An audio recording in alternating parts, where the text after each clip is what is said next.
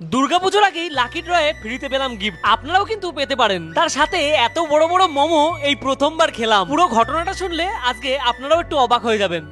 কথায় আছে কোনো কিছুকেই অবহেলা করতে নেই। তোমাদের দিদিভাই আগের দিন গেছিল রানাঘাট, আর সেখানেই সকলকে কুপন দেওয়া হচ্ছিল, আর ফ্রিতেই ফোন নাম্বার নিয়ে বলা হয়েছিল যদি কুপন বাদে অবশ্যই রাখবে। আর তোমাদের দিদিভাই সেটাকে বিশ্বাস না করে বাড়ি এসে প্যান্ট সমেত কুপন কেচে দিয়েছিল। তা হঠাৎ করে দুপুরবেলায় যখন ফোন করে তারা বলে তোমার কুপনে গিফট পেতেছে, তোমরা অবশ্যই রানাঘাটে আসো, তখন কেচে দেওয়া গিফট কুপন নিয়ে আমরা চললাম রানাঘাটের দিকে। ঘড়ির কাটায় তখন দুপুর 3:30 মতো বাজে, আর আমরা দুজন ভালো কাজে কোনোদিন বাড়ি থেকে বেরোবো আর রেলগেট পড়বে না এমনটা হতেই পারে না। আচ্ছা, এই জিনিসটা তোমাদের কারোর সাথে ঘটে নাকি অবশ্যই কমেন্ট করে জানিও। কিছু সময় বাদে রেলগেট পেরিয়ে চলে আসলাম পেট্রোল পাম্পে, আর তেল ভরে যখন রানাঘাটে পৌঁছালাম আমার মুখে ছিল সেই হাসি। রানাঘাট পৌরসভা তার অপোজিট সাইডে রয়েছে সেই জায়গাটা। আমরা ভিতরে প্রবেশ করলাম এবং আমাদের কুপনটা দেখালাম, আর দিয়ে দিল আমাদের সুন্দর একটা গিফট। আর সেই গিফট নেওয়ার আনন্দে চললাম আমরা দুজনে মোমো খেতে। প্রচুর আইটেমের মাঝে আমাদের ইচ্ছা ছিল বড় মোমো খাবো। সময় একটু বেশি লাগবে বলছিল বলে তোমাদের দিদি ভাই শুধু সসই খাওয়া শুরু করলো। কিছু সময় বাদে মোমোটা দিল, আর মোমোর সাইজ ছিল অনেকটা বড়, আর দুটো মোমোর দাম ছিল 120 টাকা। ভিতরে ছিল